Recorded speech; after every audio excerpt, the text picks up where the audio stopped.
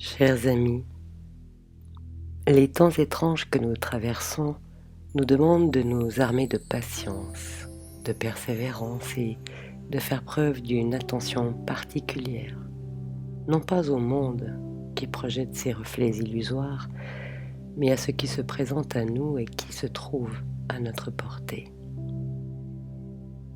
Nous pouvons avoir le sentiment de progresser actuellement à l'aveugle, cherchant notre stabilité, car les fondations sur lesquelles nous prenions notre équilibre commencent à se dérober sous nos mains et sous nos pieds.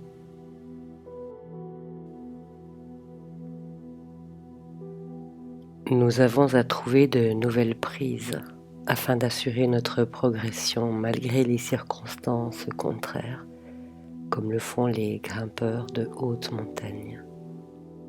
D'une certaine manière, nous sommes engagés dans une ascension qui, de cette année 2024 jusqu'en 2026, nous met au défi d'aller pas à pas vers nos destinées et le couronnement de celles-ci.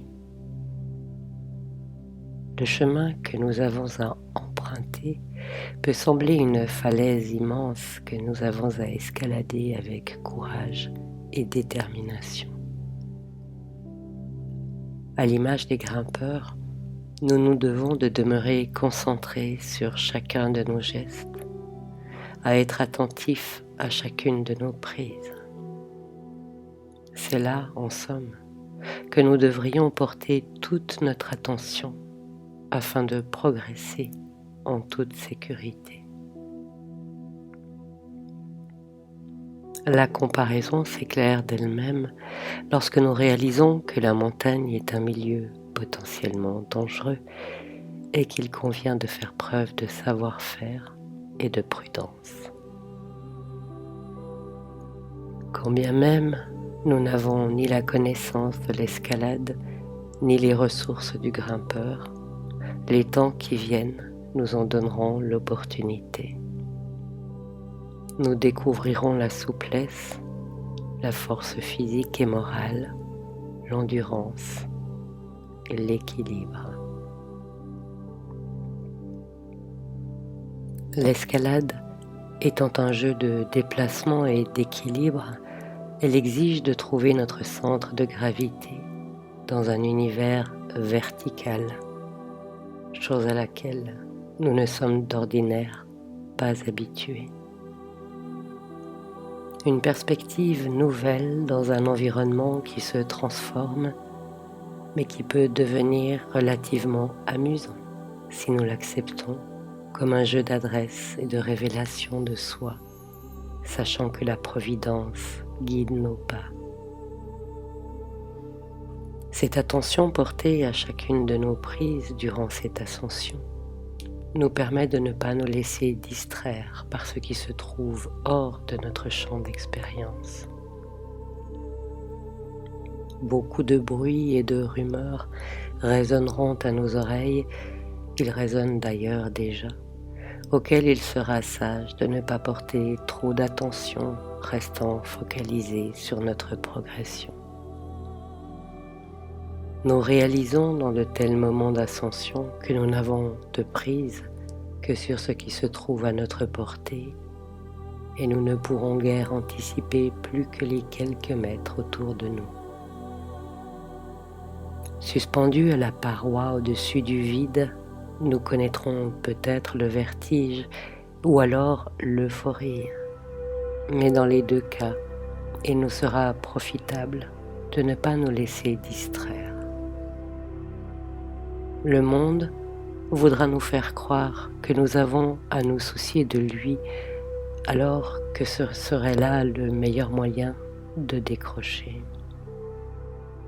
Et si j'utilise cette métaphore, c'est à bon escient, car ce que nous appelons le monde n'est guère plus qu'une construction imagée, et non pas notre réalité faite de chair, de sang, d'odeur, de perception personnelle, notre réalité propre à laquelle nous pouvons répondre à chaque instant alors que le monde n'est qu'un artifice qui ne réussit tout au plus qu'à exciter notre intellect et nos sentiments, sans que nous ne puissions y porter nos actions. Revenons à l'instant présent, nous improvisons grimpeurs, nous découvrons non seulement la souplesse et l'endurance nécessaires pour affronter les défis de l'existence, mais aussi la force morale de persévérer face à l'adversité. Chaque prise, bien que parfois ténue, nous enseigne la patience et la résilience, nous rappelant que chaque défi surmonté est une victoire sur nous-mêmes, tout comme chaque pas en avant, chaque prise maîtrisée est un hymne à notre persévérance. En célébrant le moindre de nos petits succès, nous apprenons à composer la mélodie de notre ascension, nous rappelant qu'au cœur de l'effort réside la véritable essence de notre progrès. Or, dans cette ascension, l'importance de la communauté se fera de plus en plus sentir. Bien que le grimpeur de tête ouvre seul la voie, il sait que ses efforts seront utiles aux autres, que le chemin qu'il gravit et qu'il grave dans la roche nue en y insérant des points d'ancrage, pitons et broches, sera la meilleure voie à suivre pour ceux qui lui succèdent. En tant que premier de cordée, il donnera l'impulsion vers les sommets, la certitude d'y parvenir, la foi en nos destinées. À sa suite, ceux qui emprunteront le chemin par lui ouvert y trouveront les moyens de s'entraider les uns les autres pour surmonter les obstacles, s'assurant réciproquement afin d'éviter la chute, s'encourageant mutuellement avec solidarité. La perspective de parvenir au sommet et la joie qui immanquablement l'accompagne, bien que personnelle, sera aussi une victoire collective, la célébration de l'esprit de solidarité qui nous lie les uns aux autres. Ainsi, cette période d'escalade, qui est une période de transformation, sera devenue quête d'un sens nouveau pour nos vies, une période où chaque étape de notre lente mais confiante progression sera marquée du sceau du courage et de la foi en notre avenir. Et nous comprendrons alors que ce n'est pas nous qui allons vers notre avenir, mais lui qui nous appelle à lui, lui qui nous désigne le chemin, la meilleure voie à suivre lorsque nous nous en donnons les moyens et que nous acceptons de progresser, même sans en connaître le but, même sans en avoir une claire vision. En faisant de cette escalade symbolique une communion avec la nature, laquelle est parmi les meilleurs des professeurs, nous apprenons à nous laisser renseigner par elle et nous découvrons la force qu'elle nous transmet.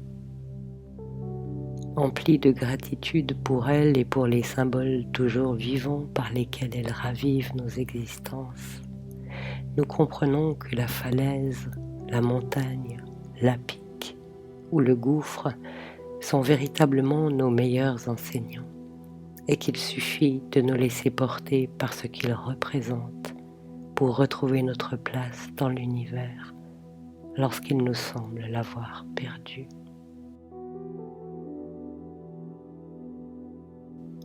Tandis que nous grimpons, nous pouvons imaginer le panorama qui nous attend, mais il ne sera jamais aussi splendide ni réel qu'au moment où nous nous tiendrons debout au sommet de la cime. Alors, nous nous serons vaincus nous-mêmes et nous pourrons célébrer l'avènement de notre souveraineté.